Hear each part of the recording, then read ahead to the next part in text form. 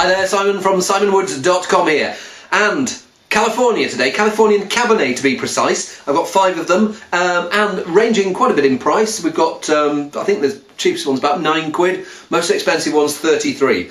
Let's see whether we rise up and make progress through the tiers as we taste our way through. First one, 2008, just says California, no particular region, although it says on the back from, was it the premier, from the premier growing regions of California.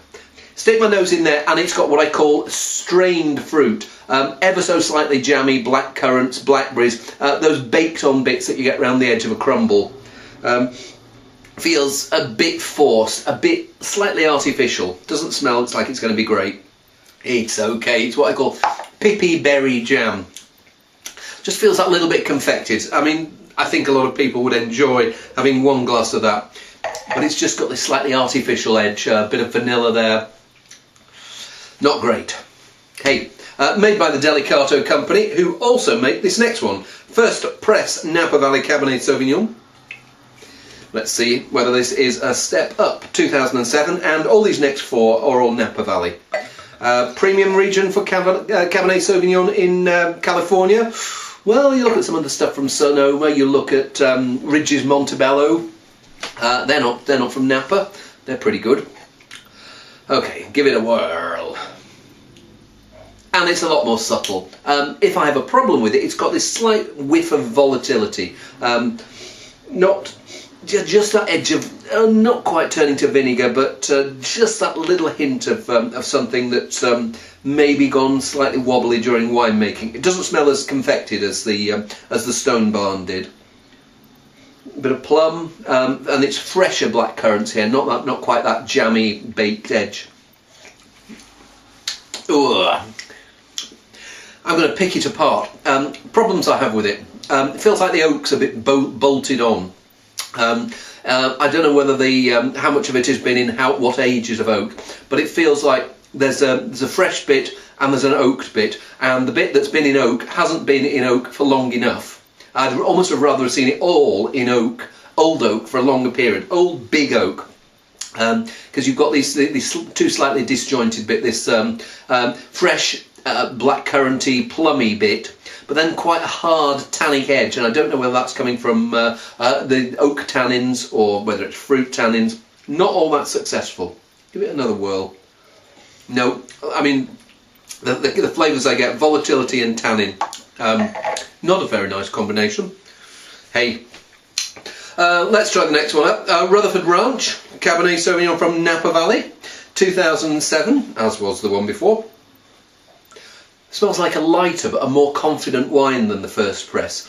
Felt with the first press like some of the fruit, yes, you had that volatile edge, but also some of the fruit had this, what I call the dead fruit character. Grapes that had gone overripe and had turned to raisins, started to shrivel up, and you've got some of that chewy, hard, maybe that's where the tannin was coming from. This smells softer, mellower, not trying as hard, not trying as hard to impress, and as a result impressing more.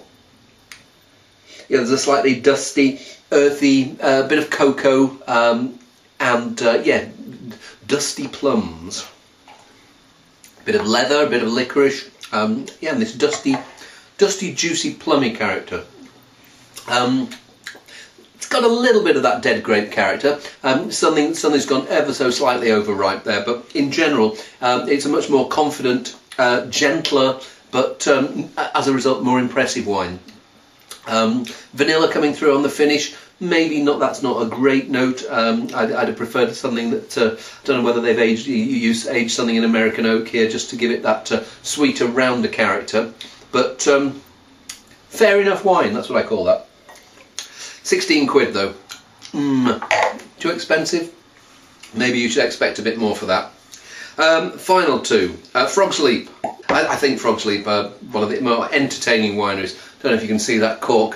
What it says on is Ribbit, and other things on the back. It says open other end, and at some point I think the bottle said on time's fun when you're having flies. And I'm also personally in favour of Frog's Leap because it's the only winery I've been to, and it was like early in the morning. It was about 6:30. I met the owner, John Williams, he came and picked me up from, I was staying at a winery called Schaefer. He came and picked me up at like 6:30, and we went for a beer at the Yonkville Diner.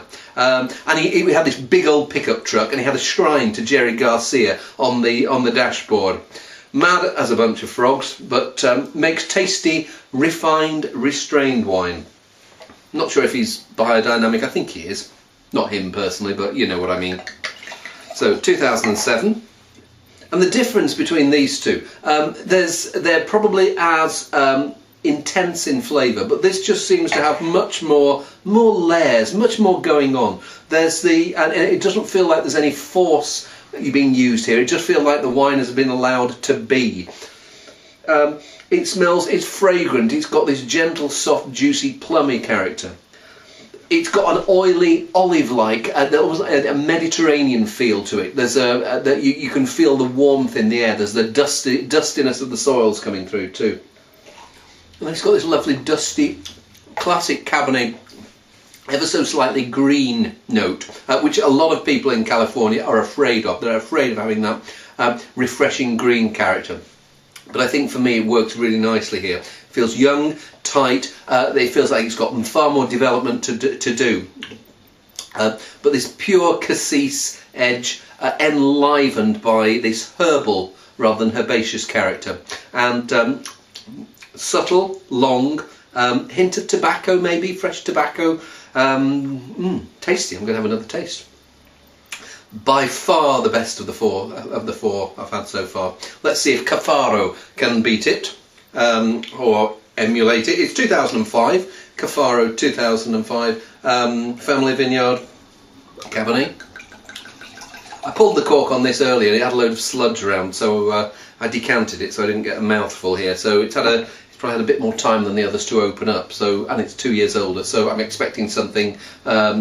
Yeah, gentler, softer, more relaxed, calm down in its bottle. Let's see whether it's right.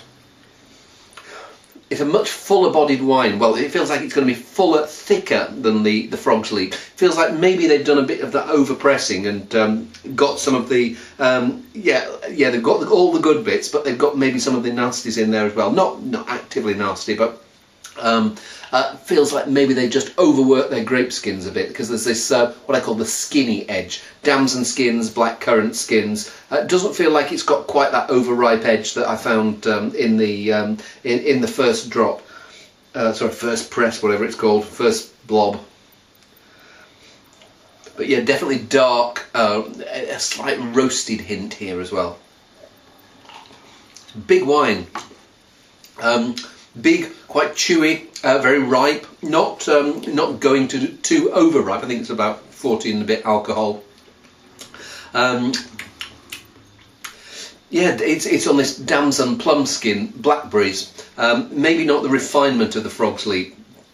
Yeah, certainly not the refinement of the Frog's Leap. And whereas I think the Frog's Leap, within the next 2 years, will still be fresh and still be lively and still have lots of potential. This feels like it's maybe just hit its plateau, and from here, maybe downhill slope is the wrong word, but I don't think it's going to get any better than it is now.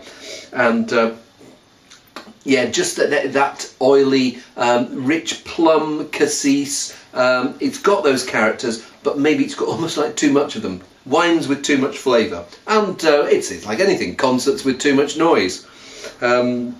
People who have too much plastic surgery in certain parts of their body, if you know what I mean. I'll be very interested to see how that develops. For me, it's just that little bit over the top. Frog's Leap for me is a far more subtle and classy wine. But once again, California, a very, very mixed bag at rather high prices. But hey, that's wine. See you soon.